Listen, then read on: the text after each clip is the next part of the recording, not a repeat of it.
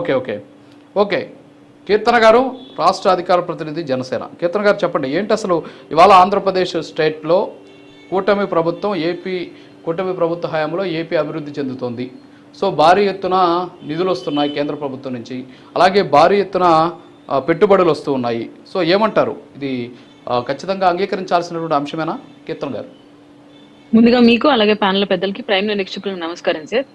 ఇది మేము చెప్పాల్సిన మాట కాదు సార్, మీరు చూస్తున్న జర్నలిస్ట్ గా మీరు చెప్పాల్సిన మాటలు, ఏపీ ప్రజలు చెప్పాల్సిన మాటలు. ఎందుకంటే కళ్ళకు కట్టినట్టు సాక్షులతో సహా మేము ప్రూవ్ చేసి చూపిస్తున్నాం. ఏదైతే గతంలో ప్రభుత్వాలు మాటలు ఇచ్చారు తప్ప వాస్తవ రూపంలోకి వస్తే మాటలు హామీలను ఎగరకొట్టేసి ప్రజలకి చేతిలో చిప్పబెట్టారని చెప్పాలి. అంధకారంలోకి తీసుకుపోయారు రాష్ట్రాన్ని అనడానికి నిలువెత్తు నిదర్శనం వైసీపీ పరిపాలన. కానీ ఏవైతే మాటలు హామీలు ఇచ్చామో వాటిని నిలబెట్టుకోవడం కోసం ఎంత కృషి చేస్తున్నారో మీరు డిప్యూటీ సీఎం గారిని చూసినా, సీఎం గారిని చూసినా అర్థమవుతుంది.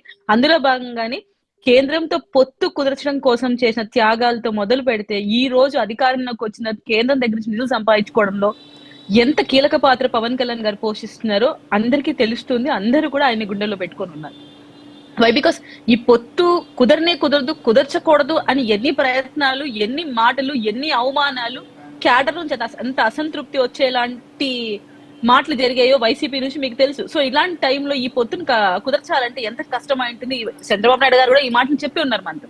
సో ఈ పొత్తు కుదరడం కోసం ఏకైక కారకుడు పవన్ కళ్యాణ్ గారు. అలాగే తనకు వచ్చిన సీట్లని కూడా త్యాగం చేసి మరి బీజేపీకి ఇచ్చి బీజేపీని కలుపుకొని పోతూ డబుల్ ఇంజన్ సర్కార్ని ఏర్పాటు చేస్తే రాష్ట్రంలో అభివృద్ధి జరుగుతుంది. తద్వారా కేంద్రం నుంచి మనకు రావాల్సిన ఫండ్స్ ని మనం తెప్పించుకోగలుగుతాము, ఒక అభివృద్ధి దిశగా నడపగలుగుతామని ఆయన ప్రయత్నించి 100% సక్సీడ్ అయ్యాడు. అందులో భాగంగానే మనకు ఫస్ట్ నుంచి ఒకే నినాదం, విశాఖ హక్కు, ఆంధ్రుల హక్కు అనే విధంగా మేము ఉన్నాము.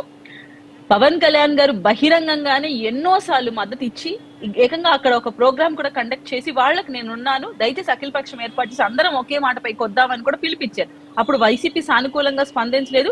కేంద్రం పెద్దలైన అమిత్ షా గారి దగ్గరికి వెళ్ళి నాదెళ్ల మనోహర్ గారు, పవన్ కళ్యాణ్ గారు కూడా వాళ్ళ అభిప్రాయాన్ని ఒక రిక్వెస్ట్ లెటర్ రూపంలో ఇచ్చి చెప్పి రావడం కూడా జరిగింది. ఈ రోజు అందరికీ కోరుకున్న నిర్ణయం విశాఖ ఉక్కు, ఆంధ్రుల హక్కు పదిలం చేసుకోవాల్సిన భాగంగా మనకు మళ్ళీ ఒక శుభవార్త ఏంటంటే 11,500 కోట్లు నిధులు కూడా రావడం నిజంగా ఆనందంగా ఉంది.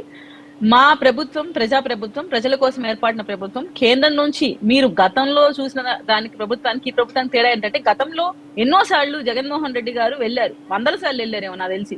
కానీ ఎప్పుడు వెంకటేశ్వర విగ్రహం శాల్వాలకే పరిమితం అయ్యారు తప్ప ఏ రోజు ఎందుకు వెళ్ళారు, ఏం సంపాదించుకొని వచ్చారు, ఎంతవరకు రాష్ట్రానికి నిధులు తీసుకొని వచ్చారని చెప్పలేకపోయాడు. కానీ మేము ఎప్పుడు వెళ్ళినా వెళ్లే ముందు ఒక ప్రెస్ మీట్, వెళ్ళిన ఒక ప్రెస్ మీట్ పెట్టి మరీ చెప్తున్నాం. అలాగే నిధులు కూడా సమకూర్చుకుంటున్నాం.